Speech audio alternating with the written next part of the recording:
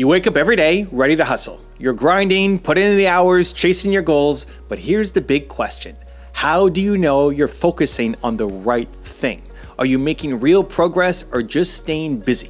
You might be climbing the ladder of success as fast as you can. As Stephen Covey warned, if the ladder is not leaning against the right wall, every step we take just gets us to the wrong place faster. Today, let's ensure your ladder is on the right wall. This topic actually comes from one of you, Mariciel Padalaga. A member of our community asked, how do you know you're focusing on the right thing? So, Maricel, and everyone else who's wondering this, let's dive in and figure this out together in a practical, motivational, and science-backed way. And if you make it to the end of the video, put a hashtag believe in the comments below, and we might feature you somewhere here in a future video. Believe. Busy versus productive. Are you doing what matters? First, let's distinguish between being busy from being productive. It's easy to fill your day with tasks and feel like you're working hard. Emails, meetings, errands, you can do a lot and still accomplish little that truly matters. Management guru Peter Drucker said it best, there is nothing so useless as doing efficiently what should not be done at all. In other words, being efficient on the wrong tasks is a waste. Focus is not about doing more things, it's about doing the right things. Think about it. Have you ever spent a whole day checking off a long to-do list, yet at night you wonder, did any of that really push me forward? Did it even matter? We've all been there. It's possible to be very busy without being effective. If you're climbing and grinding but not seeing results that matter, you might be focusing on the wrong thing. One sign is you feel overwhelmed and burned out, but not accomplished. According to a Harvard study, between 25 and 50% of people report feeling overwhelmed at work. You don't want to be incredibly busy, but incredibly ineffective. So ask yourself honestly, am I busy for the sake of being busy, or am I getting closer to my big goal? Here's a pro tip for you. Before you put something on your calendar or your to-do list, pause and ask yourself, if I do this task all day, will I be closer to my goal at the end of the day? If not, it might not be the right thing to focus on. The power of focus, what the successful do. Let's talk about why focusing on the right thing is so crucial and how successful people attribute their success to focus. I spent years studying and interviewing top entrepreneurs and leaders for my top 10 rules of success series. One thread I found, focus, keeps coming up over and over as a key to success. In fact, there's a famous story where Bill Gates and Warren Buffett were at dinner and each asked to write down one word that led to their success. Both of them wrote focus. No discussion, no coordination. Two of the richest, most successful people on the planet independently gave the same answer. That's how important focus is. And they're not alone. Steve Jobs, the visionary co-founder of Apple, famously said, people think focus means saying yes to the thing you've got to focus on. But that's not what it means at all. It means saying no to the 100 other good ideas there are. Jobs was as proud of the things Apple didn't do as the things they did. Why? Because he knew that innovation and success meant picking the right thing and saying no to distractions. When everything is a priority, nothing is. The right focus often means courageously eliminating even good options that aren't the best for you. Warren Buffett has a great approach to this as well. He once advised his personal pilot, Mike Flint, to list his top 25 career goals. Then Buffett told him to circle the top 5 and avoid the other 20 at all costs. Those 20 good but not great goals are the shiny objects that tempt us and diffuse our focus. Buffett's message was this: focus on your top 5 and ignore the rest until you succeed with those. It's about intentionally choosing what not to focus on so you free up energy for what truly matters. Here's another powerful example. Bruce Lee once said, I fear not the man who has practiced 10,000 kicks once, but I fear the man who has practiced one kick 10,000 times. Mastery comes from depth, not breadth. Whether you're learning a skill or building a business, focusing on one thing and doing it with intensity will beat scattering yourself across 10,000 different things. So the takeaway here is that the highest achievers credit focus as a major factor in their success. They pick the right thing, the project, the skill, the goal that will have the biggest impact, and then channel their efforts into it relentlessly. Now, how do you find your right thing? Let's talk about it. Find your why. Identify the right thing for you. Knowing you need to focus is one thing, but knowing what to focus on, that's the real crux of Maricel's question. How do you identify the right thing for you and your business or life? This is where you need to zoom out and look at the big picture of your purpose and goals. One approach that I swear by is outlined in my book, Built to Serve. In that book, I talk about the framework of who, why, and how to discover your purpose. So the who is identify who you are at your core, your single most important core value. This gives you a guidance star. The why is to understand why you do what you do. And here's a hint. Your purpose comes from your pain. Think about the most painful challenge you've overcome in life. Often your mission, which is your why, is to help others overcome that same kind of pain. If you struggled with something and you found the solution, you'll likely feel passionate about sharing that solution or easing that pain for others. As Built to Serve explains, transforming your personal pain into a mission to help others gives you a purpose-driven focus. And then it's the how. Figure out how you will serve, the actions or business that allow you to live that purpose. So in my book, Built to Serve, I explain how finding your who, your core value, your why, your purpose from pain, and how, your vehicle to serve, gives you clarity on where to focus. When you align your work with your purpose, you know you're on the right path. If what you're working on connects to your deepest values and helps people, including yourself, in an area that truly matters to you, chances are you're focusing on the right thing. You'll feel it, a sense of meaning, even if it's hard work. As an entrepreneur or creator, the right thing to focus on is usually the thing that adds the most value to others and fulfills you. It's the intersection of what you're good at, what you love, and what makes an impact. So a quick exercise. Ask yourself, why is this goal important to me? 5 times. Keep drilling down. If you're building a business, why is it important? To make money. Why is making money important? To provide for my family and achieve freedom. Okay, why is freedom important? Because I want to create, I want to help others without constraints. Aha, so maybe helping others or creating is at the core. This method, similar to Toyota's 5 whys technique, can reveal if the thing you're doing is connected to a strong why. If after a few whys you land on a reason that deeply resonates, you've likely found a worthy focus. If you struggle to find a good why, that might be a red flag that the thing isn't truly aligned with what matters to you. Also, think about your core values. One strategy I've shared in the past is to distill your values down to one core word. For me, that word is belief. It reminds me to focus on projects that inspire belief in myself and others. For you, maybe that word is service or creativity or freedom or something else.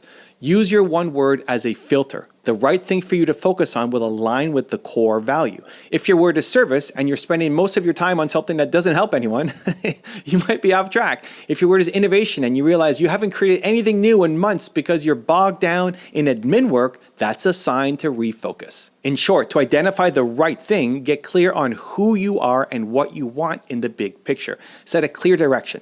As the saying goes, begin with the end in mind. Once you have that, the next step is making sure your goals and priorities line up with that vision. Set clear goals and priorities. Having a clear goal is like having a target for your focus. Clarity is power. When you know exactly what you want, it's much easier to see which actions will get you there and which won't. According to decades of research by psychologists Edwin Locke and Gary Latham, setting specific goals can increase performance and productivity by 11 to 25%. That's a huge boost just from being clear about your target. Why? Because goals give you direction and help you prioritize. As one summary of their study put it, goals tell us exactly where we want to go. When we know where we're trying to go, we get there much more quickly. So step 1 is decide on a clear goal. What's the one thing that if you achieved it would make the biggest positive difference in your life or business? It could be a revenue milestone, it could be launching your product, it could be mastering a certain skill, or even a personal goal like writing a book. Whatever it is, write it down. Make it specific, make it meaningful. This goal is now your North Star, the right thing that you want to be aiming at. Next, we want to prioritize ruthlessly. Not everything on your plate contributes equally to your goal. This is where the Pareto principle or the 80-20 rule comes in handy. The 80-20 rule states that 80% of the outcomes come from 20% of the causes. In practical terms, roughly 20% of your activities produce 80% of your results. So your job is to figure out what that 20% is for you, those vital few tasks that drive your goal forward, and focus on those while minimizing the rest. For example, if you're an entrepreneur, maybe 2 out of your 10 projects bring in the most of your revenue. Focus on those. If you're trying to get healthy, a few key habits like exercising daily, eating whole foods will give most of the benefits rather than obsessing over 20 different supplements and hacks. If you want to take real action after this video, I made a free worksheet just for you. It covers the top lessons from today, gives you space to write your biggest takeaways, and helps you build a simple action plan. It's 100% free. Just click the link in the description to go grab it. Let's start building real momentum in your life and business. I'll see you there. So how do you prioritize the right thing? Number one, brainstorm your tasks and projects. List out all the major things you spend time on or you're planning on. Include ongoing tasks and new ideas that are swirling around in your head. Number two, link each task to your main goal or your purpose. So for each item, ask, does this significantly help me achieve my main goal or fulfill my key purpose? Be brutally honest. If the connection is weak, mark that task as lower priority. And number three, apply the 80-20 rule. Identify which tasks create the most of your desired outcomes. Which tasks, when done well, drive the needle the furthest. Circle these. These are likely your right things. And then number four, rank your priorities. Try Warren Buffett's approach. Pick your top 5 priorities that truly matter. Then commit to focus on those and avoid the others, no matter how tempting they are, until your top priorities are secure. It might hurt to put aside a cool project idea or say no to a decent opportunity, but remember Steve Jobs and say no to 100 other good ideas. Focus requires sacrifice. Number 5, schedule the important task. Take your number 1 priority task and block time for it first thing in the morning or as early as possible. This is sometimes called eating the frog, a concept from Brian Tracy, meaning you tackle your most important and usually toughest task first thing when you have the most energy. If you schedule the most important thing first, you ensure that it gets done before distractions and lower value tasks start to creep in. By setting clear goals and ordering your priorities, you create a roadmap for what the right thing is. It gives you a filter to decide when new tasks come up, whether they deserve your focus or not. Learn to say no. Guard your focus. Once you know what your right thing is, your priorities and goals, the hardest part can be protecting that focus. Distractions will come. Other people's agendas will try to knock you off course. Unexpected opportunities, some good, some not so good, will appear. Here is where you must channel your inner Steve Jobs or Warren Buffett and exercise the power of no. Remember, every time you say yes to something unimportant, you're saying no to something important because your time and energy are finite. It's okay to decline meetings that don't serve your goals, to turn down clients who aren't the right fit for you, or to postpone a cool side project if it steals focus from your main thing. This is not easy. It takes confidence and it takes clarity, but it pays off big time. Steve Jobs' quote again is instructive. Focus is about saying no to the 100 other good ideas out there. He understood that Apple couldn't chase every opportunity. They famously cut down their product lines to just a few key products that could really put their dent in the universe with. You can do the same on a personal scale. Figure out what activities, what commitments, what ideas are not contributing to your top 5 priorities and start gently but firmly eliminating or deferring them. Warren Buffett's avoid at all costs list of 20 things is a great visual reminder. Maybe literally make yourself a not to do list. Write down those tempting tasks or habits that you're not going to focus on right now so you don't forget and accidentally slip into them. Post it somewhere that is visible. Also, consider the people around you. Sometimes focusing on the right thing means setting boundaries with other people. If coworkers, friends, or even family are pulling you in a direction that conflicts with your main focus, you need to have some conversations. For example, if you're focusing on building your startup on weekends, you might have to say no to some social events. If you're focusing on writing a book, you might need to decline doing some extra freelance work that would eat up that writing time. It's tough, but true friends and supporters will understand when you explain why you're saying no. Remember your why from earlier. And here's a tip. Try using a positive no. So for example, I'm honored you invited me to speak at that event, but I have to say no this time so I can concentrate on finishing my product launch this month.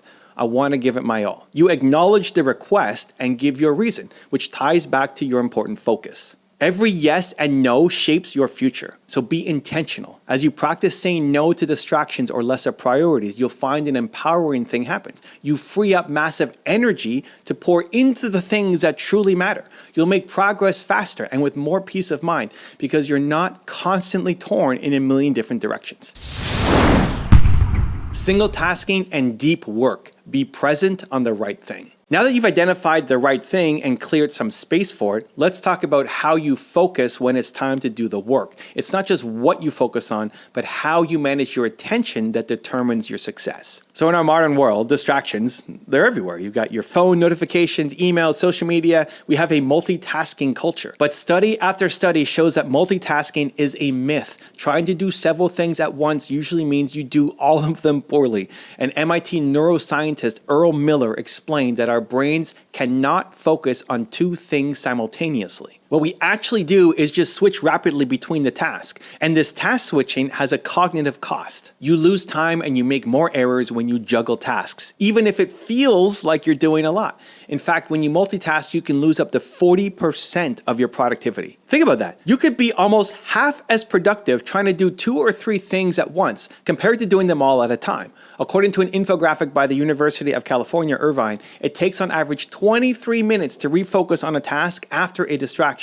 Imagine how much focus time you lose if you keep checking your phone or bouncing between projects. So the habit to build is single tasking, or what author Cal Newport calls deep work. This means when you work on your right thing, you give it your full undivided attention for a set period of time. You eliminate distractions proactively. Close your email. Put your phone on do not disturb. Maybe even disconnect from the internet if you can, unless you need it for the task. It can help to have a dedicated space or time where you do that one high-value task. Treat it as sacred, focused time. There's a great Harvard study by psychologists Matthew Killingsworth and Daniel Gilbert that found something interesting about focus and happiness. They discovered that people's minds wander 47% of the time on average. Nearly half our waking life, we're not fully present in what we're doing. And crucially, the study found that a wandering mind is an unhappy mind. When you're not present, when you're neither here nor there, thinking of other things, you tend to feel less happy. Even if your mind wanders to pleasant thoughts, it doesn't make you happier than if you just engaged in the present task. In short, being fully present in whatever you're doing not only boosts your productivity, it boosts your happiness and fulfillment. So when it's time to work on that right thing, really work on it. If you catch your mind drifting or you get an impulse to check something, gently pull yourself back. It's like training a muscle, and over time, your focus muscle gets stronger. So try this. Set a timer for 30 minutes or 60 minutes or whatever suits you, and commit to focusing on one task for that duration. No breaks, no switching up, and after the time is up, take a 5-minute break. Check whatever you need, then either continue or switch to the next important task for another focus block. This is akin to the Pomodoro technique and can work wonders for you. You'll be amazed how much you can get done in a focused 30-minute burst on the right task versus a distracted 2 hours spread across the right task plus Instagram plus random emails. Also, eliminate multitasking in other ways. So if you're working on a big project, don't also have 15 browser tabs open unrelated to it. Don't try to have a deep strategy time while also monitoring your text messages. It's like trying to drive 2 cars at once. You end up crashing both. Finally, remember to be present, not just physically, but mentally. Sometimes we allocate time for the important thing, but then sabotage ourselves by worrying and overthinking. For example, you set aside time to develop your business strategy, which is the right thing. But the whole time your mind is anxiously thinking about an email you need to send or a minor issue. So to fight this, consider a quick brain dump before your focus session. Jot down any nagging to-dos or thoughts on a notepad to get them off your mind, then promise yourself you'll handle those after your focus block. Clear mind, clear focus. Being present also applies to personal life and rest. If you're resting, really rest. Don't beat yourself up about work during downtime. And if you're with family, then be with them. This trains your brain to focus on one thing at a time, which will help you when you turn to your work focus as well.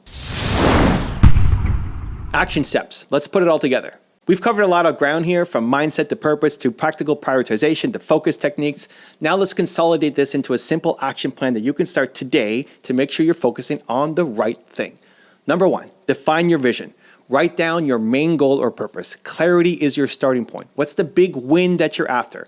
Example, I want to grow my YouTube channels to 100,000 subscribers by the end of the year, empowering entrepreneurs. Or I want to launch my new app and get 10,000 users. Or I want to improve my health and run a marathon.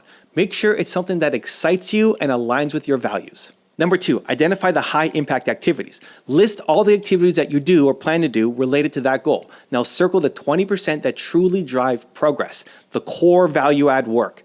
Be honest with yourself here. If you're unsure, look at past data or ask mentors what really moves the needle. Double down on these core activities. Number 3, eliminate or delegate the rest. Look at the remaining 80% of activities. What can you stop doing, delegate to someone else, or do later? Free yourself from the busy work trap. For example, if you're spending hours designing your website, but your key skill is sales calls that bring in clients, consider hiring a part-time web designer. Saying no or delegating the lesser stuff is not a luxury, it's a necessity for greatness. Number 4, schedule your focus time. Take those high impact tasks and block time on your calendar specifically for them. Treat these like important appointments with yourself. If mornings are when you have the most energy, schedule your most important task first. Remember the eat the frog scenario from Brian Tracy? Protect this time from interruptions. Number 5, use focus tools and techniques. During your focus blocks, remove distractions. Close any apps you have open. Put your phone away. Maybe play some concentration music if it helps you. Try techniques like the Pomodoro technique we talked about.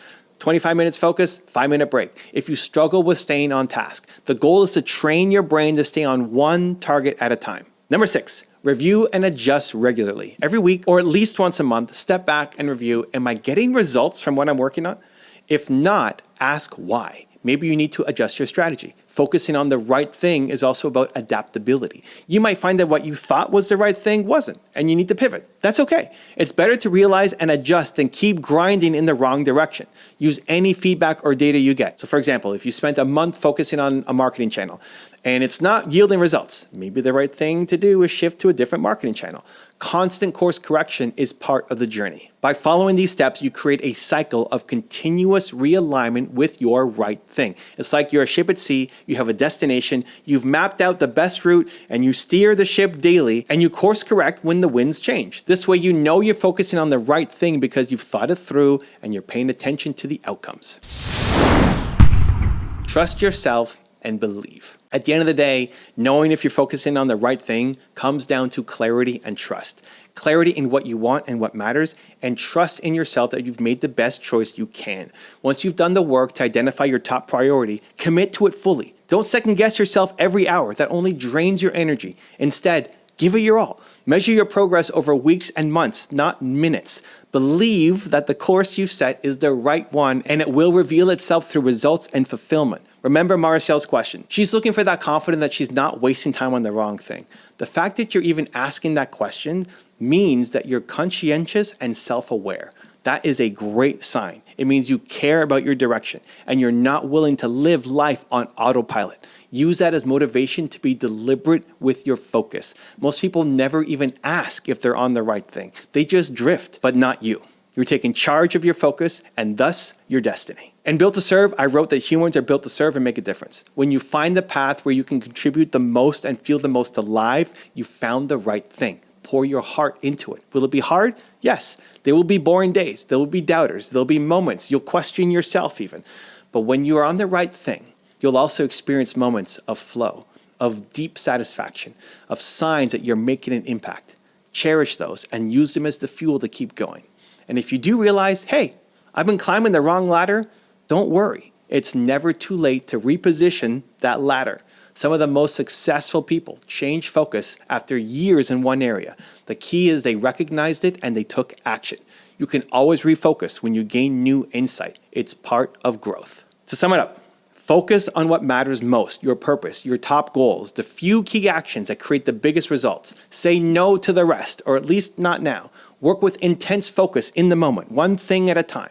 Back your focus with belief in your vision and in yourself. And as you do this, you will start seeing progress. You'll feel more in control, less chaotic. You'll wake up knowing, yes, I am on the right path. And that confidence will give you even more momentum. Success, impact, and fulfillment are all about consistent focus on what truly matters. You've got this. Now go out there, make those tough choices, zero in on your mission, and make it happen. And whenever you feel in doubt, remember why you started and believe. To learn the 5 common habits that can damage your confidence, check the video right there next to me. I think you'll love it. Continue to believe, and I'll see you there. You are accidentally destroying your own confidence without even knowing it. Sound dramatic? Maybe. But if you're like most entrepreneurs, you likely have a few daily habits that quietly chip away at your self-belief.